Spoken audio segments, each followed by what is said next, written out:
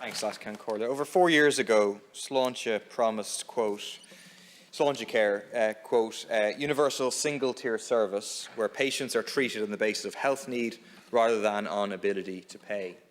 Where are we today?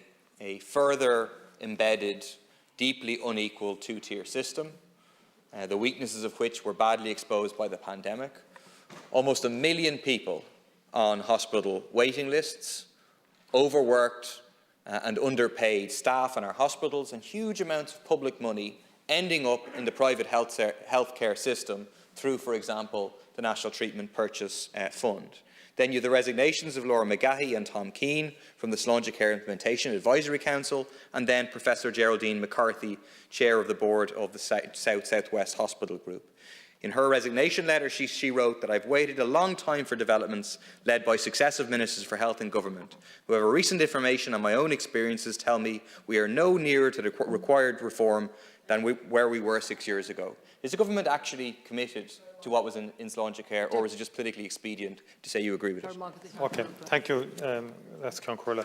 Just on that last point, I mean, I don't know what the circumstances are that necessitates the travel to Limerick. It must be regulatory or a particular aspect of the education programme. So we're open to any submissions from the University of Limerick in respect of with the Technological University with a view to having that completed here. So I mean that's something that we're open to having pursued.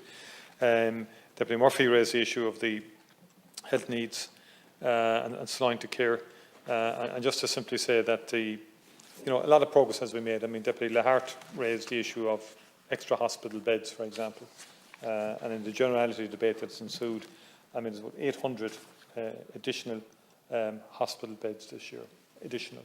That's the largest and biggest number of new hospital beds opened in a single year for decades. And that's the level of state investment in the state system that is now occurring. On home helps, about 5 million additional hours were provided for in this budget. The waiting list last year was about 7,250 were waiting. Now there's about 1,307 waiting for home helps. Now the next stage has to be to try and get more people into that workforce. And we have to look at work permits and facilitating of people coming into the country to work in our health sector, as well as training up and skilling up people in the home care health sector, which is growing and will continue to grow. We don't want waiting lists in that area because it's very connected to the acute hospital system. And then the Minister will be establishing a task force shortly and also announcing a waiting list initiative which will again concentrate on a further level of expansion of acute hospital beds, intensive care beds, but also the whole area of elective care facilities and ambulatory care facilities. And the Minister is close to bringing proposals to government in respect of the ambulatory care in Cork, Galway and Dublin, additional electives that will be required as part of the Sláinte Care programme. And that's more medium term in terms of obviously giving us the capacity to do the electives. And that in terms of the waiting list, and I've met with Tom Keane and Laura McGahey yesterday, and Deputy Murphy has raised that. I think their issues relate more to structure. In fact, they would acknowledge that a lot of progress has been made on a lot of fronts in terms of activities, levels, but that there's a fundamental structural, from their perspective, issue in terms of the role of the office within the Department of Health vis-à-vis the HSE, and that's something I will reflect on, and we will reflect on in terms of the structural approach to implementing Sláinte Care, but the government remains very committed to the implementation of the principles of Sláinte Care right across the board in all aspects. The Deputy Barry raised the issue of the Willis report. I dealt with that earlier in terms of organ retention. Now, there are 2 reviews underway within the hospital that are required.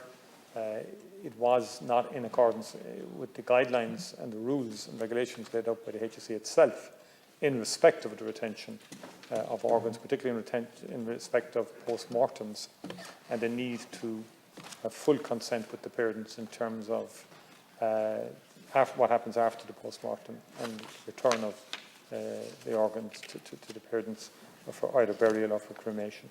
But that did not happen on this occasion.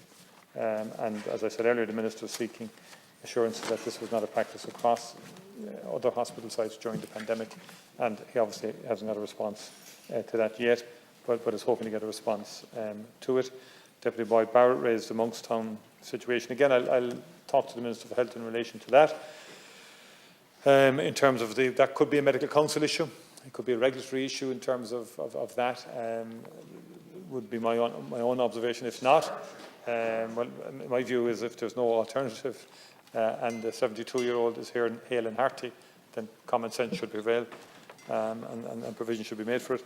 In terms of citizens' assembly on drugs, again, I will come back to the Deputy on that, because of now that we're coming out of COVID, we might be in a position to accelerate. There are about 3 areas that we said we would identify for citizens' assembly. One, I think, was the mayoral situation in Dublin. One is drugs, and I think your point about the decriminalisation of drug users is well made, and that this is fundamentally a health issue as opposed to a justice issue is well made also. So I'll come back to you in terms of the timelines around that. And in terms of Deputy MacDonald's point about the reconfiguration or progressing disability, again, I will talk to the Minister for Minister Anne Rabbitte in respect of that. In terms of what is essentially real difficulty in terms of progressing disability, which is taking resources out of existing special schools and then saying that they should access those resources through a central provision. And that's causing undue stresses and strains. It's not something I agree with, and I've made that clear to the HSE. We're way over time.